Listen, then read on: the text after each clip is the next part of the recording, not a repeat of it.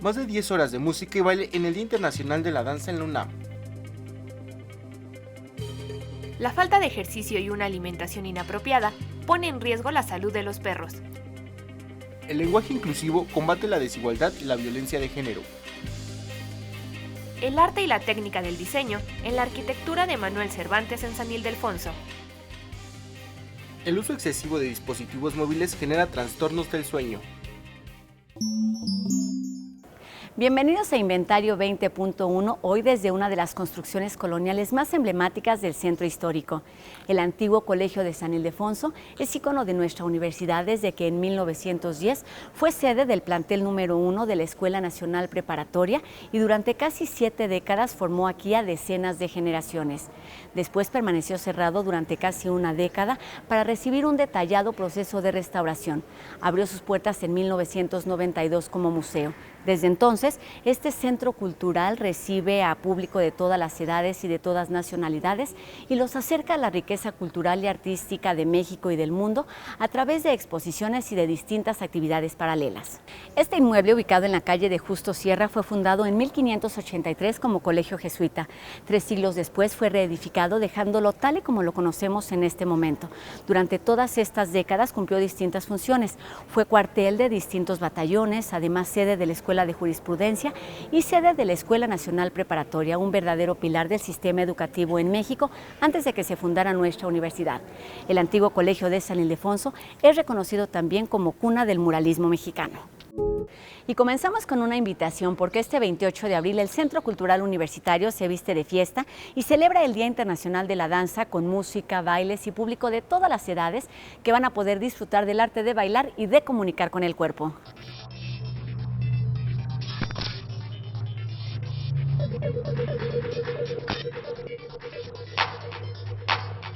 Yo pienso que la danza realmente es un ejercicio expresivo inherente al ser humano.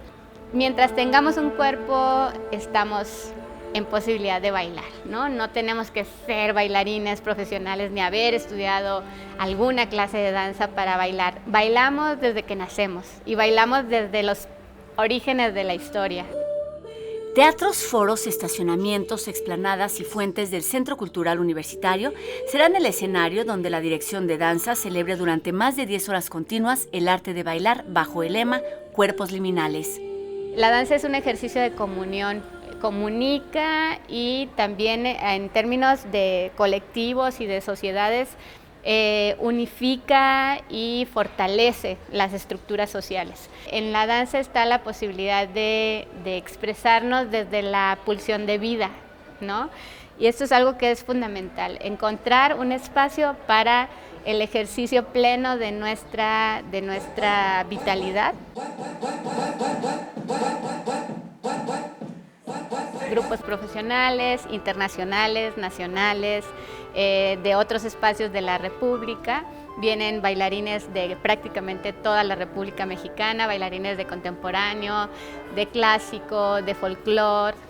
Vamos a tener jazz, vamos a tener hip hop, capoeira, tenemos danzas africanas, danza hindú, de todos los géneros que puedan ustedes imaginar, incluso aquellos que son todavía quizá desconocidos para muchos. Vamos a poder apreciar la danza en todas sus posibilidades el 28 de abril. Para nosotros en Danza UNAM lo que nos guía para crear este gran evento que es el Día Internacional de la Danza es una visión de diversidad, es decir, hacer visible lo diverso del universo dancístico, una visión también que haga puntual acercamiento a la investigación, es decir, hacer visible las posibilidades del universo dancístico y las posibilidades de hallazgo, es decir, esa danza que investiga y que encuentra nuevas maneras de expresión. Es muy importante para nosotros eso, la voz de los jóvenes, ¿no? Y otro asunto muy importante es el ser incluyente. Para TV UNAM, Rosa Brizuela.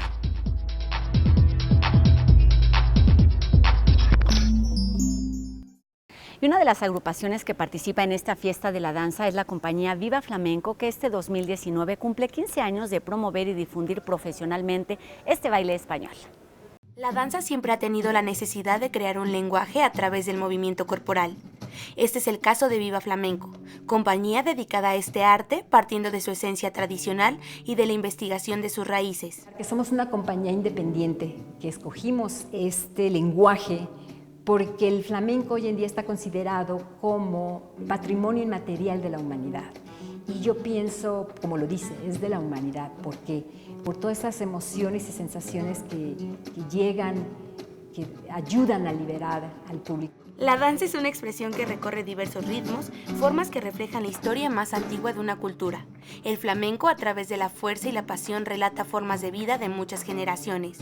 El flamenco para mí es una manera de expresar muchas emociones, muchas sensaciones, que por el tipo de danza, por el tipo de cante, de arte, te permite expresar muchas cosas que traemos dentro, que a veces no te atreves a decirlo con palabras, no te atreves a escribirlo, no te atreves a decirlo, sino con el movimiento de tu cuerpo. La compañía Viva Flamenco crea espectáculos dinámicos y sencillos para atraer también al público menos conocedor sin perder su esencia, con pinceladas de ritmos contemporáneos.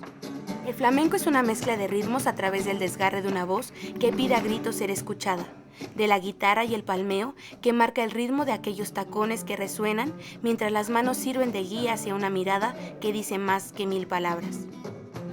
Viva Flamenco 15 años, muy fuertes, pero muy enriquecedores. El lenguaje corporal es una de las formas más apasionantes para expresarse. Por ello, Viva Flamenco se presentará el 28 de abril en el Teatro Juan Ruiz de Alarcón, en el Centro Cultural Universitario. Para TV UNAM, Jacibe Jiménez.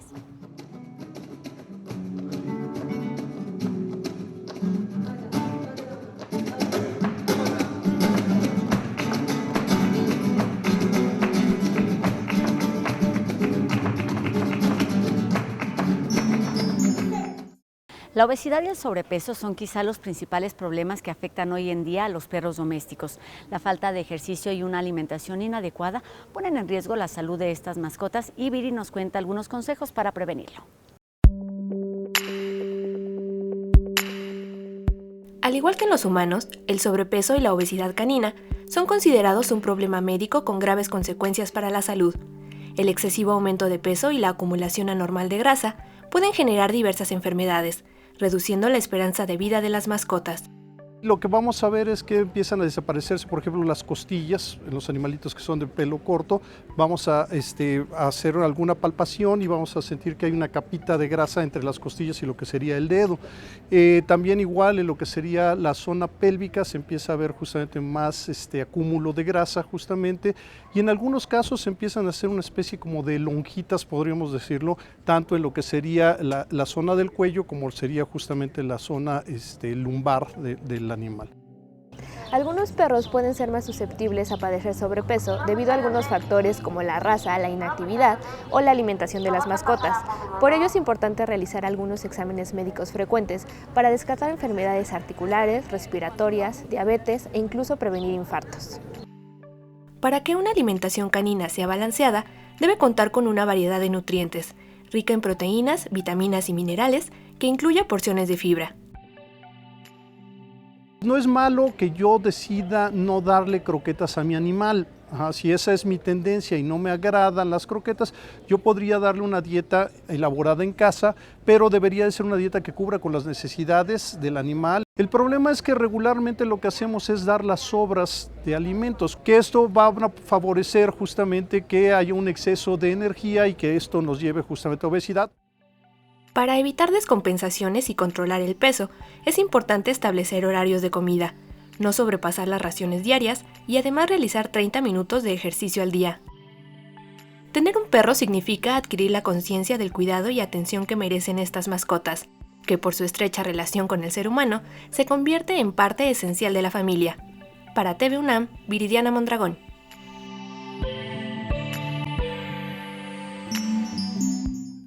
Desde la conquista nuestro continente adoptó un lenguaje patriarcal que en muchas ocasiones excluye a buena parte de la población con palabras que hacen referencia al género masculino. Enseguida algunos consejos para hacer un buen uso del español y además tener un lenguaje incluyente. Durante la última década, algunas corrientes feministas y organizaciones civiles han luchado por la implementación de un lenguaje que incluya no solo a las mujeres, sino también a personas con discapacidad, grupos indígenas y a la población LGBT.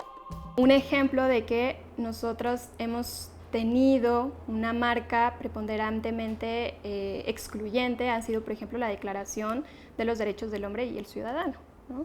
Ahí la palabra derechos del hombre y el ciudadano no contemplaba a las mujeres. Comúnmente vemos en las redes sociales el uso de palabras como nosotres, amigues, compañeros en forma de burla, pero reemplazar la A o la O por la E sí es correcto en el uso del lenguaje incluyente. Ahora, han llegado a existir como ciertas críticas al lenguaje incluyente y se han llegado al absurdo de decir que, bueno, entonces vamos a hablar de, no sé, puerta a puerto, ¿no? Asiento a asienta. Y no, el lenguaje incluyente es para las personas. El lenguaje incluyente es para visibilizar a ciertas comunidades. Por ejemplo, está la duplicidad, ¿no? La duplicidad de nombrar hombres, mujeres, ¿no? Presidente, presidenta, abogado, abogada, porque antes justamente no existía la posibilidad de las mujeres acceder a este tipo de encargos, pero ahora ya existen y tanto existen tendremos que reconocerlas. Luego también existe una figura gramatical que se llama perífrasis y esto es, en vez de especificar los niños, ¿por qué no hablamos de las personas, las comunidades? Las personas con discapacidad, las comunidades indígenas, sin tener que especificar el sexo, ¿no? lingüístico. También existe la posibilidad de usar sustantivos comunes o eliminar artículos. Algunas posibilidades para adoptar este lenguaje inclusivo están en palabras como infancia, comunidad y ciudadanía. La Abogacía General de la UNAM tiene el interés de atender y erradicar la desigualdad y violencia de género. Desde el 2017 desarrolla distintas actividades para fomentar el uso del lenguaje incluyente. Para TV UNAM, Juliana Malagón. El 22 de abril se conmemora el Día de la Tierra y en nuestra postal de hoy la Dirección General de Divulgación de la Ciencia nos habla sobre las placas tectónicas que la conforman. Enseguida una pausa y volvemos con más aquí a Inventario 20.1. El interior de nuestro planeta está compuesto por capas de roca extremadamente caliente y blanda, cubierto por una delgada capa de roca sólida y fría. Se formó a partir de una gran nube de polvo y gas hace 4.600 millones de años, que se condensó por efecto de la gravedad para formar nuestro sistema solar. Después, la superficie de la Tierra se enfrió, formando la corteza terrestre. Durante esta etapa, miles y miles de asteroides impactaron constantemente en la superficie. Un estudio reciente sugiere que estas colisiones ayudaron a originar las placas tectónicas, al provocar una interacción entre la corteza fría y el manto incandescente. El calor del manto proporciona la energía para mover las placas tectónicas, dando origen a los sismos.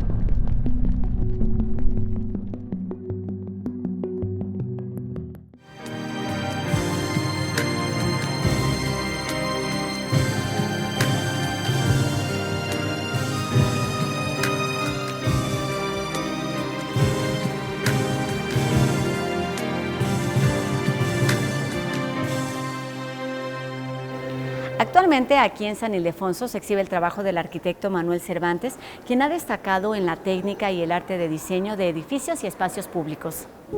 ¿Te has imaginado lo que pasa por la mente de un arquitecto? ¿Cómo comienzan un trabajo?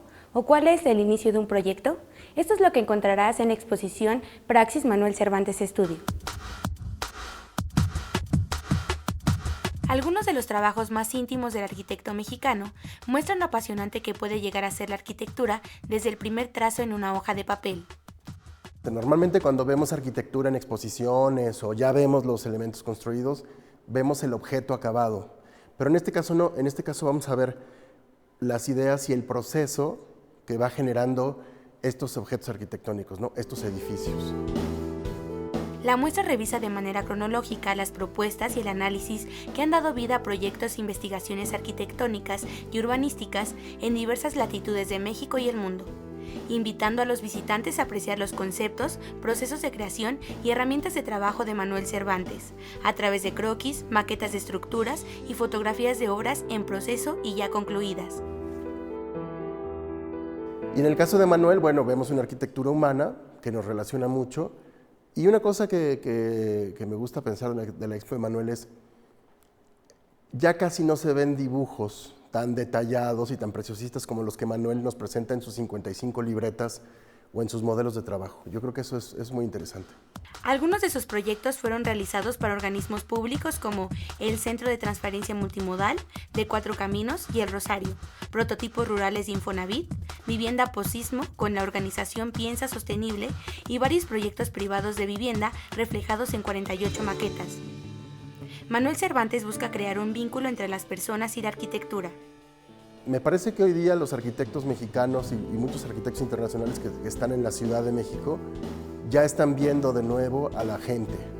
Ya no están haciendo los grandes edificios solo por hacer grandes edificios, sino están pensando en cómo vincular el espacio público con lo construido, con la circulación de los automóviles, con la circulación del público.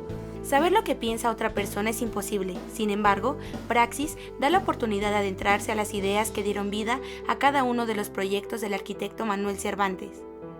Para TV UNAM, Jacibe Jiménez.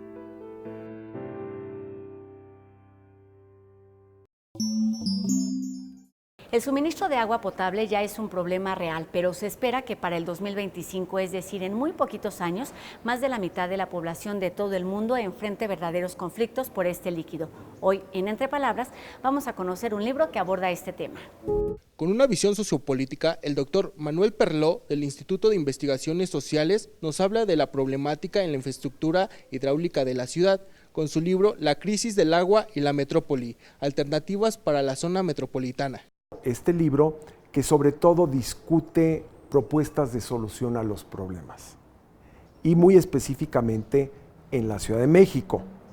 Tiene algunos capítulos que dan mucha información sobre cómo funciona y cuáles son los problemas del sistema hídrico de la Ciudad de México, y también tiene ejemplos que pueden servir para extenderse y solucionar los problemas. Recuperar ríos urbanos y mitigar inundaciones son algunas propuestas del Dr. Perló, especialista en el tema, que escribió este libro en colaboración con Loreta Castro, arquitecta de la UNAM. Se discute el tema de cómo mitigar inundaciones. Se presenta un trabajo también muy interesante sobre captación de agua de lluvia, sobre recuperación de lagos, sobre los cambios en los paradigmas del agua necesarios para la Ciudad de México. El desarrollo de la vivienda y la estructura urbana son importantes para un mejor establecimiento del agua a futuro. Uno puede decir, un edificio de 50 pisos le va a quitar agua a los demás. No necesariamente. Eso depende de la forma en la que se construya y si tiene incluidos o no dispositivos y tecnologías y un diseño estructural que le permita un aprovechamiento del agua y un uso muy eficiente de la misma. La crisis del agua y la metrópoli, alternativas para la zona metropolitana, muestra una visión científico-social de esta problemática con un lenguaje claro que busca crear conciencia sobre los desafíos del desarrollo hidráulico en las grandes metrópolis del mundo. Para TV UNAM, Adrián Carmona. ¿Cuáles son los sonidos de la búsqueda y la violencia, pero al mismo tiempo de la esperanza, el apoyo y la empatía? Cerremos los ojos y dejémonos llevar por la propuesta que se presenta en el espacio de experimentación sonora del MUAC, llamado BIS Fuerza Innecesaria, el sonido del México postnacional.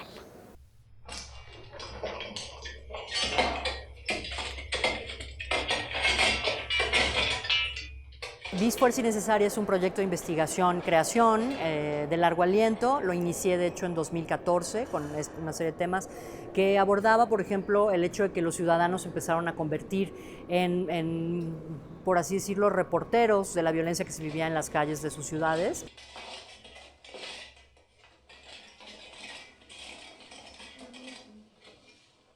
Son estos dos sonidos básicos, ¿no? La convivencia a través de las risas y el acto de cavar a través de los sonidos de palas contra el piso. Todos los sonidos que se escuchan fueron tomados in situ, fueron tomados en una sola salida de viaje, digamos, de búsqueda. Entonces, a pesar de que hay una reconstrucción, si se quiere, todo viene de una sola jornada en febrero de este año y de ahí se sacaron, como se extrajeron todos estos sonidos. Sí.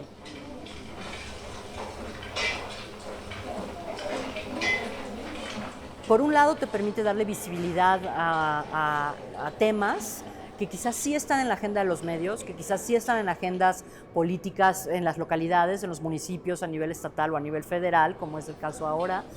Y por otro lado, a las personas o los grupos con los que yo trabajo o de los que trata la obra o que de alguna manera los toca, les da una visibilidad a su problemática, verla en el museo, que le da cierta validación a lo que están viviendo.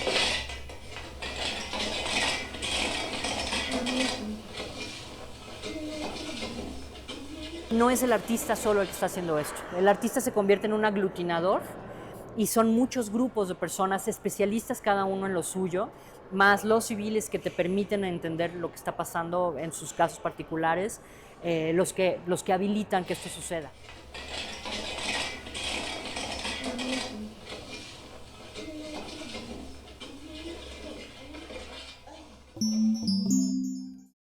El uso excesivo de teléfonos celulares causa problemas en nuestra salud a corto y a largo plazo.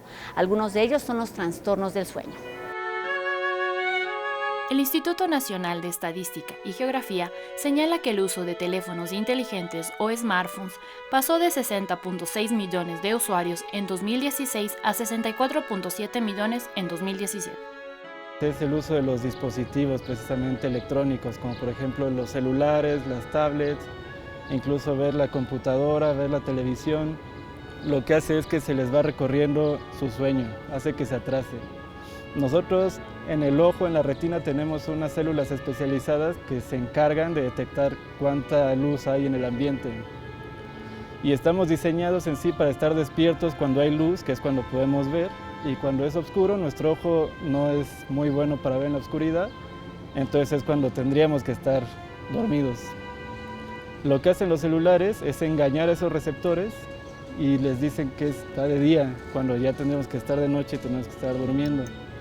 Esa señal se manda a un grupo de neuronas en el cerebro que se llama núcleo supraquiasmático, que funciona como un reloj biológico, y entonces le da la señal de que todavía es de día y entonces el sueño no empieza. Insomnio, hipersomnio, narcolepsia, ronquido, sonambulismo y parálisis del sueño son algunos de los trastornos más frecuentes. Trastornos de sueño son todas las alteraciones que pueden alterar el ciclo sueño-vigilia directamente y que tienen consecuencias con nuestro desempeño, sobre todo en el día. Casi todos los trastornos de sueño provocan somnolencia durante el día, hacen que nos sintamos cansados, con sueño, nos sentimos mal. En general, no dormir, que casi todos los trastornos de sueño lo que hacen es afectar el sueño, provoca, por ejemplo, problemas en el aprendizaje, en la memoria, mal humor, cambios emocionales. Los especialistas señalan que se debe seguir una higiene del sueño, siguiendo ciertas pautas, como crear un horario determinado para dormir y despertarse, crear las condiciones necesarias para un reposo cómodo y, finalmente, se debe evitar el consumo de bebidas alcohólicas o fumar antes de acostarse. Para TV UNAM, Paulina Rubio.